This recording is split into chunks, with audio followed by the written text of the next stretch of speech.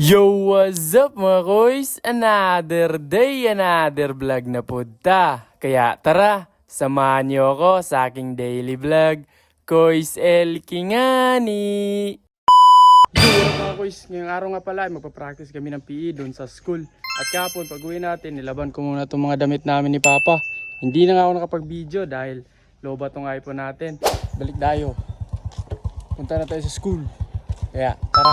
At whole day nga pala yung practice namin ngayon. At gusto ko nang matapos na namin yung mga stepping na hindi pa natuturo sa kanila. At medyo kakaunti na lang yung ituturo namin sa kanila. Ang problema lang ay kung kumpleto silang lahat ngayon. At balik tayo, iba rin tong cambio ni Kuya. Handle ng samurai na nakabaon sa multi-cab. Aray mo! Fast forward, nakarating na kami. At sabay kami ng pinsan ko. Ako na lang yung nagbayad ng pamasahe niya dahil nung nakarang araw ay siya yung nagbayad. Dito muna kami sa court tumambay habang wala pa yung iba. Pero pagkaraan ng ilang minuto ay dito na kami pumesto at nagpractice. At ganun din yung iba wala. Kulang palagi pag nagpractice kami. Pero okay lang kasi kakaunti na lang yung hahabulin nilang mga stepping. Hindi lang garantisado na agad-agad nilang makukuha yung mga bagong steps at formation. At bandang 11:30 ay lumabas muna kami dahil dito kami kakain kasama yung classmate ko. Pero bago kami pumunta rito ay sinabihan ko muna sila na bumalik mamayang 1 PM para magpractice ulit. At buti na lang dito ay wala masyadong kumakain kaya sa amin muna tong pwesto na to. At ang kinagandahan pa rito ay may ceiling fan kaya hindi masyadong mainit. Tubig na rin yung binili kong pangtulak kasi palagi na lang tayo nagso-soft drinks. At yung dalawa naming classmate ay dito rin kumain kaya sumabay na kami. At pagkatapos nagpractice lang kami saglit at nagpahinga muna dito sa bleachers habang sinacharge pa yung speaker. Nalubat kasi kanina, buti na lang ay oras ng pahinga. Dito nag-2-take lang kami. Total tapos naman din naming ituro yung mga steps at formation. So polishing na lang yung kulang. Sa ground na lang din kami nagpractice para malawak yung space. At pagkatapos ay uuwi na kami. Multi-cab ulit yung sasakyan natin. At andito rin yung mga classmate ko noon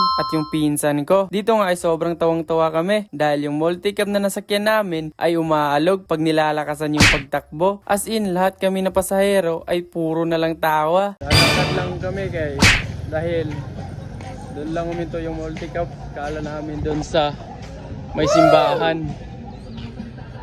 Kaya lakad. Andito rin yung kapatid ni Papa, manglilibre daw siya sa amin. Nagja-jogging kasi siya. At nung nakita kami, ayun, nag-aya siya na mag-snack raw kami. Busog na naman tayo neto. Saktong-sakto, kakagaling ng namin sa practice. Medyo nagugutom ako. At eto, nakasakay kami sa sidecar ng kapitbahay namin.